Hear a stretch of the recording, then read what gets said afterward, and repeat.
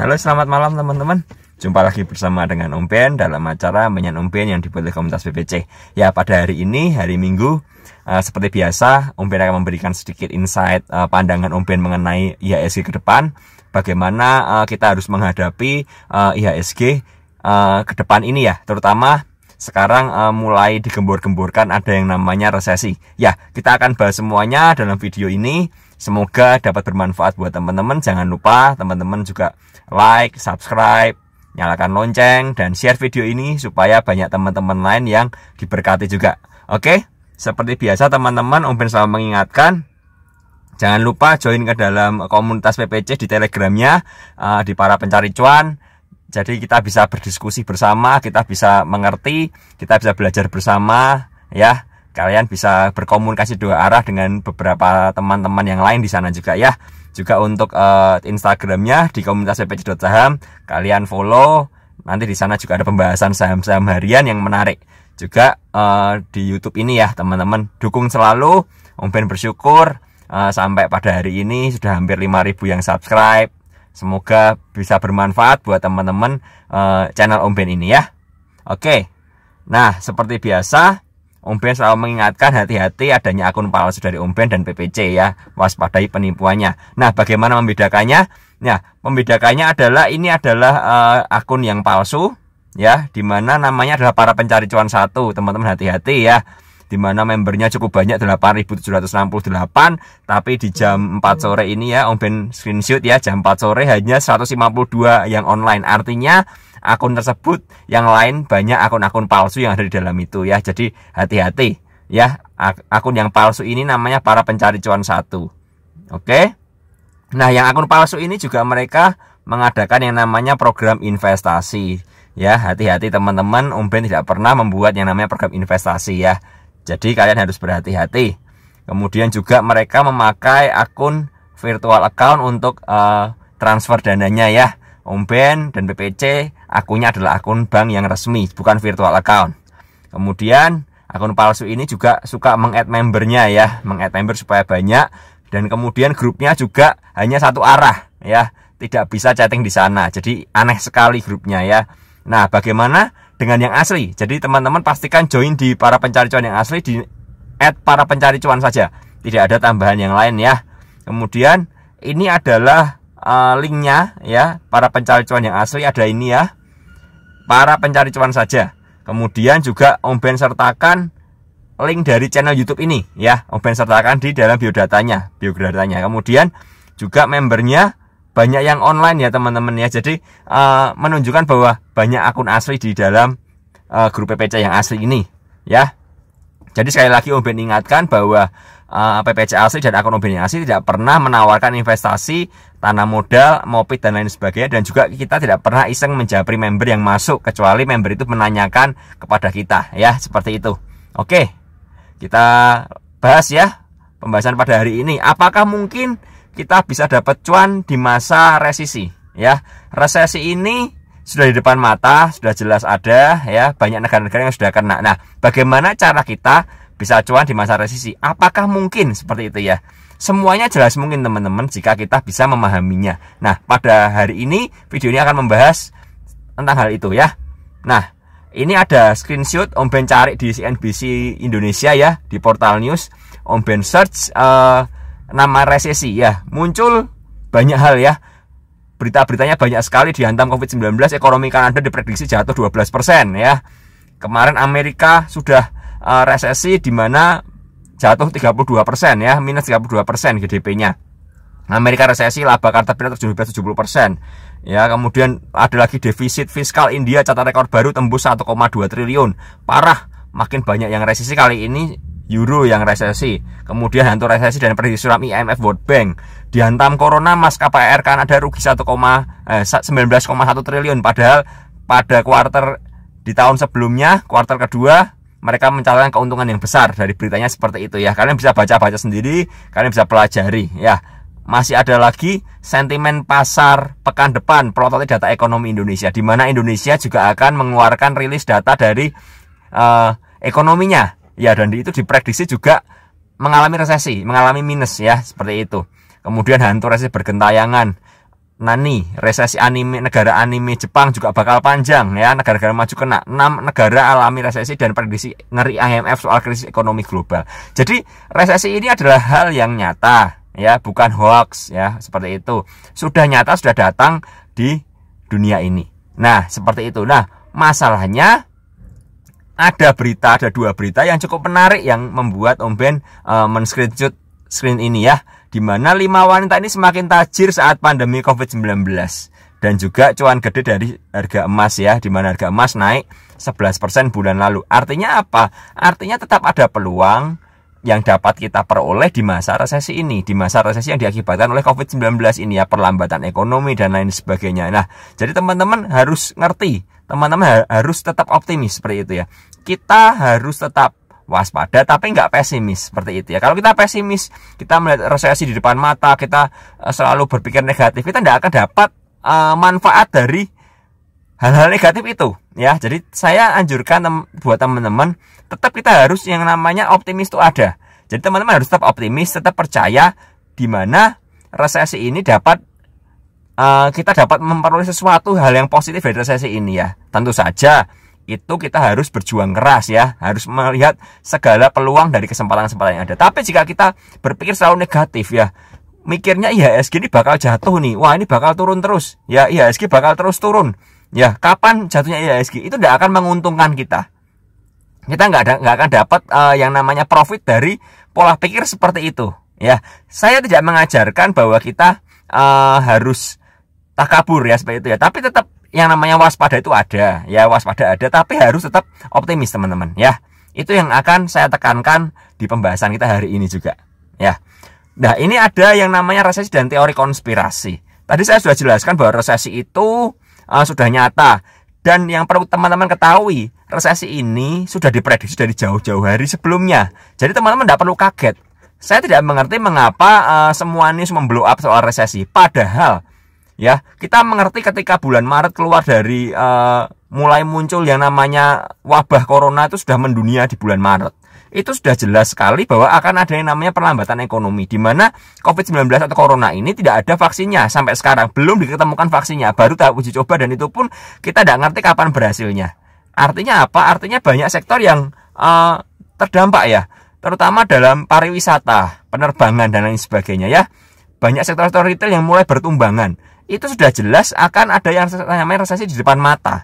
Tapi entah kenapa berita mulai di blow up habis-habisan ya untuk akhir-akhir ini. Jadi ini menurut saya adalah hal yang aneh seperti itu. Jadi resesi ini adalah di blow up itu hal yang aneh. Karena menurut saya ini sudah nyata bahwa sudah pasti ada seperti itu ya. Tapi entah kenapa di blow up. Nah, itu yang menjadi pertanyaan yang sebenarnya tidak perlu kita cari tahu juga, karena tidak bermanfaat. Sekali lagi ya, semua dalam dunia trading ini yang bermanfaat adalah di mana kita bisa mencari keuntungan dari dunia trading tersebut. Tapi jika tidak menghasilkan hal-hal yang membuat kita dapatkan keuntungan, menurut saya tidak perlu kita pikirkan terlalu dalam, karena akan menghabiskan waktu kita, membuang waktu kita, sehingga kita tidak bisa fokus untuk mencari keuntungan ya. Itu yang saya tekankan. Jadi makanya saya bilang, dalam dunia trading ini jangan jadi trader yang detektif ya. Tidak perlu, kalian tidak perlu ngerti semuanya, tidak perlu tahu. Yang perlu kalian tahu adalah bagaimana caranya mendapatkan keuntungan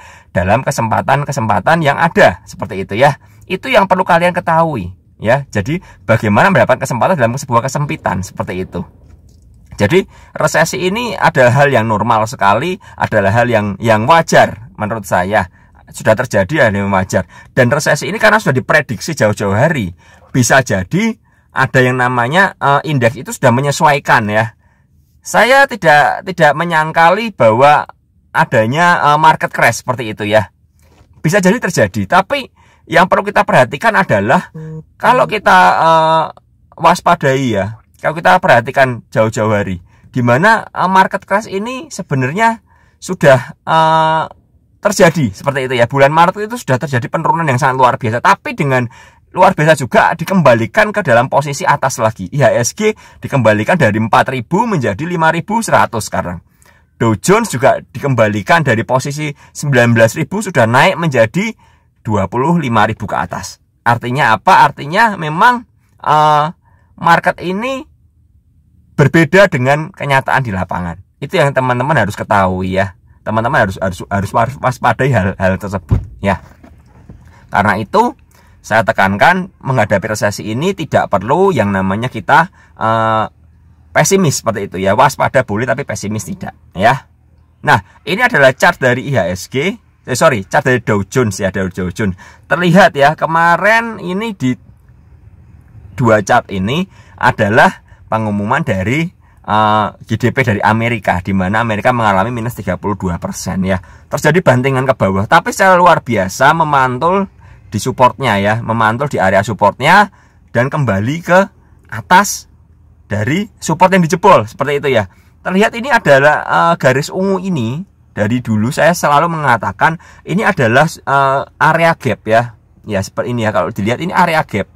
Ini menjadi area support yang sangat kuat sekali ya. Jadi bakal berkonsolidasi di area support ini. Dan terlihat memang Dow Jones ya, yang seperti yang saya katakan bahwa Dow Jones ini mengalami yang namanya sideways ya. Dan saya memprediksi kemungkinan besar akan bergerak di area ini ya, bergerak di area ini seperti itu. Jadi memang itu yang dilakukan oleh Bandar. Karena apa? Karena supaya membuat market menjadi atraktif dan menarik, sehingga inflow uang yang masuk menjadi banyak seperti dari retail ya, sehingga Bandar tidak perlu mengeluarkan uang untuk menjaga posisi dari market ini. Karena apa? Karena ada retail yang masuk berbondong-bondong melihat bahwa di dalam krisis ini ada yang namanya harapan dari bursa saham. Dimana kalau kita perhatikan banyak teman-teman pemain baru yang masuk dalam market seperti itu ya. Karena apa? Karena terlihat bahwa market ini, saham ini menjadi potensi ya, menjadi kesempatan buat mereka untuk menghasilkan uang, buat kita untuk menghasilkan uang. Karena itu Bandar memakai ini untuk menjaga pergerakan ya, supaya dia tidak perlu mengeluarkan modal dan bahkan Bandar bisa berjualan. Kalau kita lihat dari chart IHSG ya, IHSG ya, ini terlihat sekali bahwa merah ya, ini adalah aliran dana asing yang keluar dari IHSG kita ya, terus keluar, tapi ya harganya tidak turun seperti itu. Artinya apa? Artinya memang Bandar menjaga harga tidak turun dengan adanya kalau harga tidak turun, otomatis orang tidak akan ketakutan ya, orang tidak akan takut untuk menginvestasikan uangnya di pasar modal kita seperti itu ya, karena harganya tidak bergerak turun, tidak sesuai dengan market crash itu ya. Tapi Bandar bisa berjualan, terus berjualan. Mungkin pada suatu titik nanti ada yang namanya harga akan turun secara drastis ketika Bandarnya selesai berjualan. Tapi kalau kita lihat ketika orang mulai pesimis, Bandar harus menenangkan dengan membuat market jadi optimis kembali. Karena itu harganya selalu dijaga. Beberapa teman kemarin bilang sama saya bahwa pergerakan IHSG itu forever 5100. Artinya apa? Artinya bergerak dalam area sideways ya, area sideways, tidak naik dan tidak turun. Dan ada teman juga yang bilang ke saya, kemungkinan besar market akan bergerak sideways sampai bulan November seperti itu. Nah, tapi di mana kebenarannya kita tidak ngerti. Tapi yang pasti kita harus tahu bahwa kita harus ngerti, kita harus punya pola pikir yang benar mengenai market kita. Kalau kita optimis, tentu saja kita bisa melihat potensi yang ada di depan kita. Tapi kalau kita pesimis, kalau kita menantikan kapan market jatuh, kita nggak akan pernah bisa yang namanya menemukan potensi dari bursa saham kita. Karena apa? Ada yang namanya kekhawatiran, ada yang namanya ketakutan yang menghantui kita.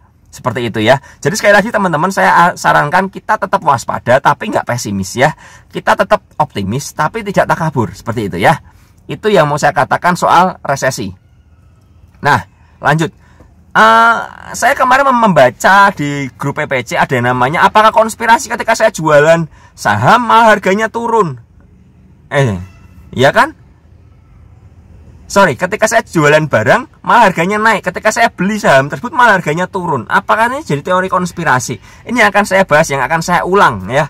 Karena ini menyangkut apa yang saya akan menyangkut dengan resesi itu sendiri menurut saya ya. Karena pola pikir kita harus dirubah, pola pikir mindset kita harus benar dulu supaya kita bisa menemukan potensi-potensi yang ada dalam market kita ya.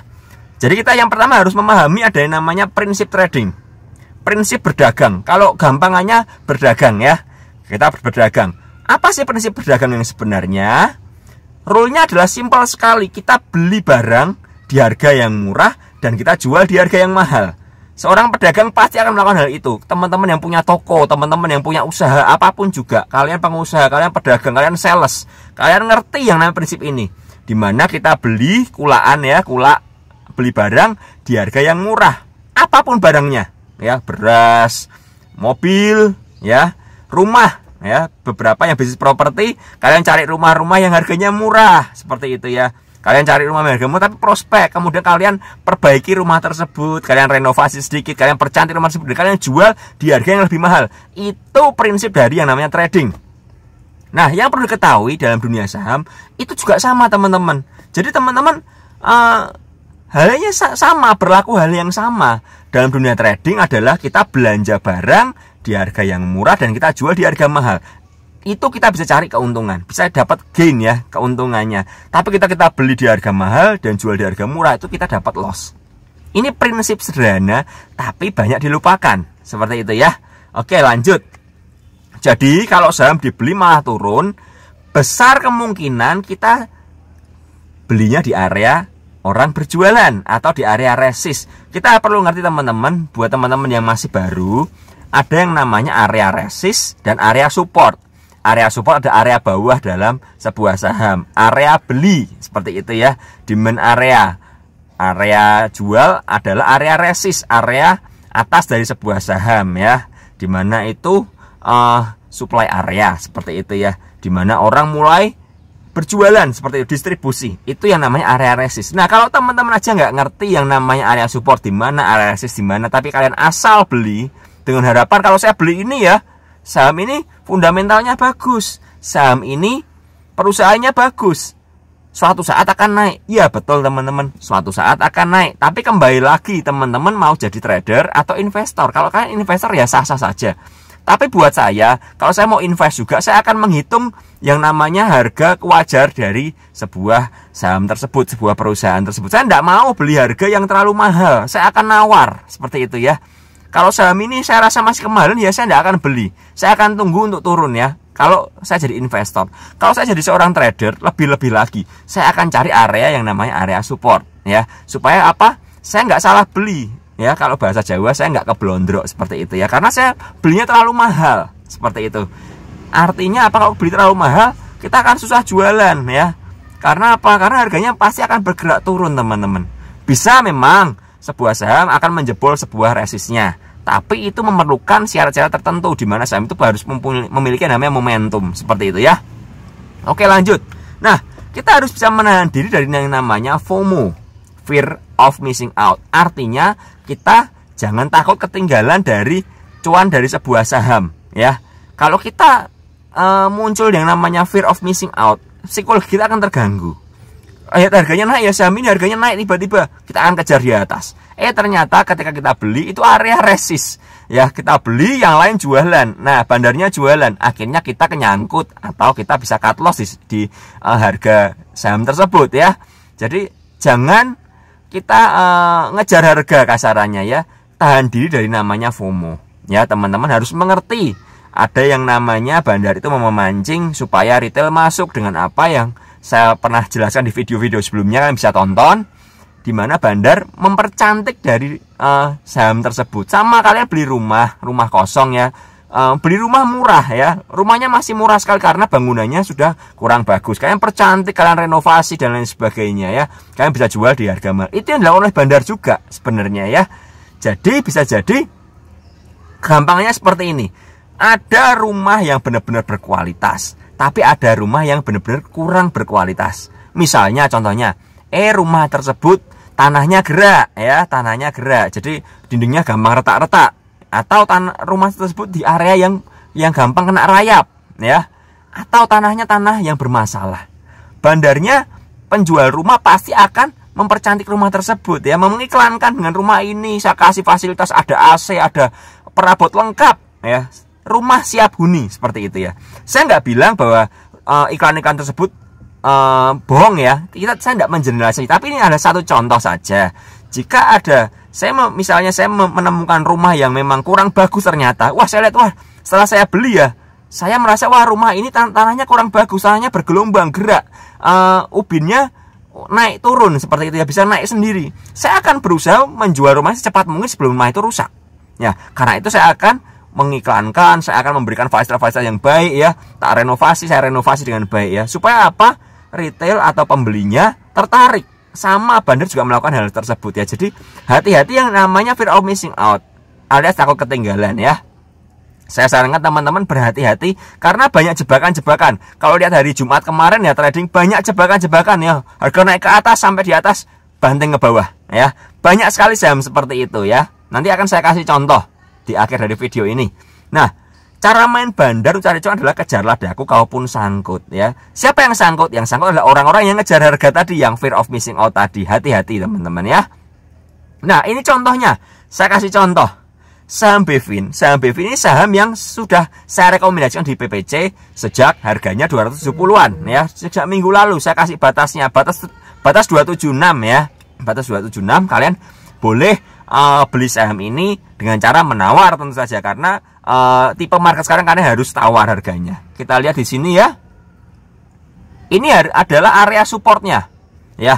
Supportnya ada di area 276 waktu itu ya. Saham Bevin sudah naik harganya, sempat uji dari 276-nya, berhasil tembus, kemudian dia area sideways di 276. Saya melihat bahwa 276 ini menjadi area support yang kuat karena ini ya, terlihat di sini ya. Ya, terlihat di sini bahwa saham ini berkonsolidasi cukup lama di 276-nya. Tapi yang perlu diketahui adalah ketika saham ini memang naik ya, di sini dia naik, dia tidak banyak menguji 276 lagi. Artinya apa? Artinya ada potensi, ada momentumnya. Ketika dia sudah bergerak turun, terlihat dia tidak terlalu banyak menguji 276-nya. Tapi kemudian di sini ada gap down ya, ada gap down, ada bantingan, kemudian mulai berkonsolidasi. Karena itu saya melihat bahwa saham Bevin ini menarik seperti itu. Nah, kemarin ketika tidak kita sangka-sangka sebelumnya market menjadi liar ya, saham Bevin ini ditarik bandar ke atas ya, ditarik ke atas kemarin. Ditarik ke atas ya, teman-teman PPC yang sudah membeli di area 276, saya sempat kasih screenshotnya di grup PPC ya, PPC umum yang tadi Telegram para pencari cuan, kalian bisa join di sana. Teman-teman sudah mendapatkan keuntungan ya, ada yang dapat 15%, ada yang dapat 10%, tergantung average dari belinya seperti itu ya. Tapi yang saya katakan adalah kalian harus beli di area support ya, ini area supportnya, ini atasnya area resistnya ya. Dan yang terjadi adalah ketika Bevin ini bergerak naik ke atas, orang pada mulai beli ya, pada mulai fear of missing out. Yang terjadi adalah harganya kembali turun. Nah, kalau teman-teman kemarin beli di area ini ya, di area ini, ya tentu saja kalian sangkut karena ini area atas, area resist ya. Teman-teman harus paham ada yang namanya support, ada yang namanya resist, seperti itu. Yang tadi saya jelaskan di awal, teori dari berdagang seperti itu ya. Jadi kalau kita beli saham, belilah di area yang support. Kita bisa jual di area resist seperti itu ya. Itu salah satu contoh saham Bevin ya, yang kemarin sempat naik ya. Ini terlihat sekali teman-teman ya, kalau kalian tidak mengerti ya, sempat naik sampai 326, dimana harga opennya cuma 274. Artinya kenaikannya lumayan sekali, 15% ada seperti itu ya. Kalau kalian bisa memahami dari prinsip dari trading ya yang sebenarnya. Saham kedua adalah saham agro. Saham agro ini saya juga sudah mengincar di PPC dari harga 220-an ya di sini ya. Ini terlihat terbentuk area yang namanya area support seperti itu ya, membentuk support baru, membentuk pondasi baru. Nah, kemudian kita lihat saham agro ini bergerak naik ya secara luar biasa ya. Dan menyentuh area resist di sini ya, area resist ini area support. Nah, buat teman-teman yang beli di atas tentu saja kalian sangkut ya. Jadi ini bukan sebuah konspirasi, tapi teman-teman salah area beli aja. Teman-teman tidak ngerti di mana area belinya. Itu yang membuat kalian loss ya. Kalian sangkut, kalian rugi, dan akhirnya berkata bahwa saham ini tidak bisa menguntungkan, saham kalian dikerjain bandar. Itu yang salah bukan sahamnya atau bukan bandarnya, tapi yang salah adalah kalian yang tidak bisa mengerti tentang edukasi trading yang baik ya. Jadi saya membaca di YouTube sebelumnya ada yang marah-marah. Saya sangkut PYFA di 1500, bandarnya, wah bandarnya tidak benar, bandarnya harus disantet aja ini dan lain sebagainya. Jangan lupa PYFA itu sudah naik dari harga 200 teman-teman ya. Jadi kalau kalian beli di area atas ya normal kalau harganya turun, karena harga saham pasti ada naik dan ada turun seperti itu ya. Jadi kalian harus memahami hal tersebut ya. Ini adalah contoh dari saham. Saya harap kalian bisa mengerti ya, memahami dari pengertian ini kembali ya. Karena apa? Kalau kalian tidak memahami, kalian tidak akan bisa menemukan potensinya saham tersebut. Tidak bisa untung ya, caranya untung bagaimana? Area beli aja salah, seperti itu kan ya. Nah, jadi kalau saham dibeli malah turun dan dijual mana, itu bukan konspirasi, tapi kita salah area. Salah area beli dan salah area jual, seperti itu ya. Pahami baik-baik apa yang saya share pada hari ini ya, supaya teman-teman tidak lost lagi seperti itu. Nah, apa yang harus kita lakukan sekarang? Tentu saja kita butuh yang namanya trading plan. Ya, trade plan, butuh strategi untuk trading di dalam dunia saham ini. Nggak bisa kalian sembarangan ya. Kita lihat resesi di depan mata, memang sudah ada resesi dari awal. Kalau nggak punya trading plan, kita akan yang namanya akan semakin pesimis. Kalau kita punya trading plan, kita akan santai karena ada trading plan-nya, ada area cicil belinya dan lain sebagainya. Jadi trading plan menentukan dari posisi kita di dunia saham ini ya. Kalian mau cuan, kalian mau loss, ditentukan oleh trading plan kita. Baper dan panik adalah efek trading tanpa perencanaan. Tadi yang marah-marah di YouTube saya itu orang yang baper dan panik. Karena apa? Karena sangkut ya. Sangkut INAF di harga 2.900-an, 2.800. Sangkut KF di harga 3.000-an lebih. Padahal KF sudah kita spotting dari harga 1.000-an, INAF juga dari 1.000-an ya. Jadi yang teman-teman yang dibeli dari 1.000-an, cuan besar. Yang beli di harga atas ya tentu saja kalian loss. Karena kalian nggak ngerti area resist di mana, area support di mana ya. Kalian nggak ngerti bagaimana cara men-spotting saham yang benar, seperti itu. Nah, dan sangkut adalah hasil dari panik dan baper tersebut ya. Satu lagi, cut loss adalah bukti dari pengakuan kalau kita salah dan malas mengambil keputusan. Jadi teman-teman yang buat teman-teman yang sangkut, saya mau ngomong bahwa cut loss itu bukan hal yang tabu buat kalian. Kalau memang kalian salah dan memang saya tidak ketolong seperti itu, ya cut loss itu adalah salah satu cara untuk kalian mengakui bahwa kalian salah. Seperti itu. Nggak apa-apa kalian salah, tapi jangan ulangi kesalahan itu lagi. Seperti itu ya, harus belajar ya, belajar supaya tidak sangkut lagi. Nah, jangan lupa di masa resesi ini hanya saham dengan momentum yang kuat yang bisa survive. Saya kasih masukan ya buat teman-teman. Hari ini saya nggak akan bahas saham lebih banyak karena saya ingin kalian ngerti, kalian paham dengan pola pikir ini dulu. Ya, saham yang menarik untuk minggu depan adalah menurut saya adalah saham sektor dari agro ya. Bukan agro, sektor dari agri ya, agriculture seperti CPO ya. Dan saham dari sektor mining ya, itu yang menarik untuk minggu depan. Kalian perhatikan aja saham-saham dari sektor tersebut ya, mining, terutama emas ya. Emas masih akan menarik sekali karena emas berhasil memantul dari area supportnya ya di 1940-an dan berhasil closing di 1970-an. Akan menarik sekali untuk ketika emas tembus 2000, akan menjadi sebuah hal yang menarik kembali ya. Jadi pantau saham-saham emas, saham-saham nikel. Nikel juga menarik sekali teman-teman ya. Pantau saham-saham nikel. Kemudian saham-saham CPO juga masih menarik sekali karena harga komoditasnya CPO masih naik juga ya. Jadi kalian pantau dua sektor itu. Kalau saya memperhatikan hanya dua sektor itu saja. Memang masih banyak ada yang menarik, tapi saya lebih memfokuskan diri pada beberapa sektor saja supaya kita bisa fokus, bisa memantau dan bisa mendapatkan cuan yang maksimal. Nah, kembali pertanyaannya, apakah mungkin dicuan di masa resesi? Sangat mungkin sekali. Caranya bagaimana? Caranya adalah kalian harus ngerti dulu di mana area beli dan di mana area jual. Kemudian yang kedua harus tahu saham-saham yang berpotensi ya. Bisa spotting, bisa mengendus saham-saham yang mana yang baik. Ya, bagaimana bisa mengendusnya, bagaimana bisa mencarinya? Kalian butuh yang namanya edukasi tentu saja. Kalau kalian tidak ngerti, kalian harus belajar. Seperti itu ya. Cara scanning saham yang pertama paling gampang tanya teman. Tapi tanya teman ini kebanyakan terjebak karena teman biasanya juga suka pom-pom ya, seperti itu ya. Yang kedua yang paling baik adalah analisa mandiri ya. Analisa mandiri itu cara yang paling baik. Kalau nggak bisa analisa mandiri, bagaimana cari support resistennya? Gampang, kalian bisa bantuan pakai chart ya, chart dari bot PPC ya. Kita sediakan chart, nanti di akhir video akan saya sertakan linknya ya, bagaimana kalian bisa join untuk ikut chartnya ya. Kalian bisa ngerti, hanya keluar kalian ketik aja ya, ketik aja komennya langsung keluar mau saham apa, saham tadi Bevin, saham agro, saham apapun juga akan keluar seperti itu ya. Di situ kalian bisa ngerti. Nah, untuk bisa analisa mandiri kalian butuh yang namanya edukasi ya. Seperti itu. Jadi teman-teman, IHSG ini banyak menyimpan potensi saham yang menarik sekali. Masalahnya cuman adalah kita gak bisa nemu ya. Kita bisa nemu enggak, itu masalahnya. Kita bisa spotting atau menemukannya, itu yang jadi masalah. Jadi saya mau katakan tetap ada potensi yang besar di bursa saham kita. Seperti itu ya. Masalahnya kita bisa nemu sahamnya enggak? Bayangkan kalau kalian 2 minggu yang lalu kalian beli INAF di harga 1000 dan kalian jual di harga 3000, kalian cuan 2 kali lipat. Masukin 1M jadi 3M ya, seperti itu. Masukin 10 juta jadi 30 juta. Gede kan potensinya? Mana ada return yang sebesar itu. Masalahnya adalah kita nggak bisa nemu dari potensi saham tersebut. Malah kita sanggup di harga atas. Jadi yang salah bukan IHSG-nya. Yang salah adalah kita, karena kita tidak teredukasi dengan baik ya. Nah, ini saya berikan satu gambaran lagi. Teman-teman harus ngerti, untuk sukses dalam dunia trading itu butuh yang namanya belajar, butuh yang namanya proses. Tidak ada hal instan di dunia trading. Tidak ada yang namanya cara kaya instan. Saya bilang, kalau kalian bisa kaya secara instan, itu namanya kalian benar-benar beruntung, 100% beruntung ya. Masuk saham all in 200 juta, 200M ya, di saham INAF naik 3 kali lipat, 2 kali lipat. Itu namanya beruntung.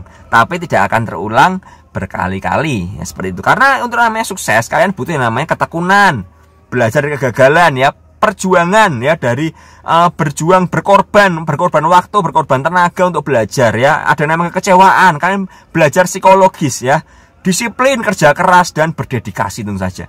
Jadi kalau ada grup-grup yang ngajari teman-teman ya, ikut saya bakal ini loh, saya bulan ini cuan instan ya, berapa ratus juta, saya cuan instan berapa miliar. Dia bisa cuan instan karena dia sudah mengalami yang namanya berjuang di hal-hal bawah ini ya. Yang tentu saja dia nggak akan bongkar ke teman-teman ya. Kalau dia cut loss, dia nggak akan kasih lah. Karena apa? Dia fokusnya mau jualan. Ingat, untuk jualan perlu namanya promosi, seperti itu ya. Saya kasihkan hal yang paling logis. Kalau kalian mau belajar saham, sukses dunia saham, kalian harus berjuang, seperti itu ya. Kalau kalian berjuang, kalian bisa sukses ya. Jangan lupakan itu teman-teman. Jadi kalau kalian berjuang, kalian pasti sukses, seperti itu. Tentu saja butuh waktu. Jadi ini adalah kesuksesan yang sejati teman-teman ya. Oke, kita lanjutkan. Jadi teman-teman butuh komunitas yang tepat dan sehat untuk mengedukasi kalian ya. Kalian butuh tempat yang sehat, seperti itu. Bukan tempat yang mengajarkan cara cepat cari kekayaan ya. Ikut kita, kalian akan jadi bos, jadi kaya. Itu menyesatkan, saya bilang. Itu merusak psikologis kita. Jadi kalian butuh tempat yang tepat untuk komunitas yang mengedukasi kalian, di mana kalian butuh yang namanya belajar, yang namanya proses ya teman-teman. Nah, ini adalah paket dari PPC. Jadi kalau teman-teman join di PPC para pencari cuan yang tadi ya, di link para pencari cuan itu, teman-teman bisa berdiskusi secara gratis ya, secara dengan kita, dengan saya ya. Tapi kalau kalian mau intensif lagi, mau belajar bener-bener lebih intensif, kita punya paket-paket rekomendasi ya, per bulan, per 3 bulan, dan lain sebagainya. Kalian bisa lihat di ini ya, kalian bisa stop, kalian bisa lihat di sini, atau kalian bisa masuk dalam grup PPC dan kalian tanyakan ya. Jadi ada paket bot juga ya. Paket bot itu dimana tadi saya bilang kalian bisa temu support dan resist secara cepat. Kalian bisa belajar dengan cepat dari situ ya. Kalian mulai belajar di paket bot. Nanti bisa berdiskusi dengan teman-teman, dengan mentor-mentor yang ada di sini ya. Paket rekom juga kalian bisa berdiskusi dengan intens dengan saya dan beberapa mentor. Tentu saja kita akan memberikan stok topik harian, tapi kita juga akan mengajarkan edukasi ya. Edukasi dimana kalian harus belajar yang namanya psikologi yang baik, belajar jangan kejar harga dan lain sebagainya. Itu akan saya sounding setiap harinya ya. Ada juga paket dari combo ya, dimana combo ini paket gabungan antara bot dengan rekom ya. Jadi teman-teman bisa lihat di sini ya. Dan ini jangan lupa PPC ini ya teman-teman, hati-hati dengan penipuan ya. Jadi ini adalah kontak dari sales PPC yang ada di grup dari para pencari cuan yang asli tentunya ya. Jadi jangan sampai tertipu ya. Kita tidak pernah menawarkan investasi ya, tidak pernah mengiming-iming, dan tidak pernah langsung kalian join tiba-tiba kalian akan di-chat, ayo gabung. Nggak pernah, kita nggak pernah seperti itu ya. Jadi teman-teman, pada hari ini kesimpulannya adalah saya mau tekankan lagi bahwa resesi itu nyata. Tapi jangan terlalu takut karena resesi itu sudah diprediksi dari sebelumnya.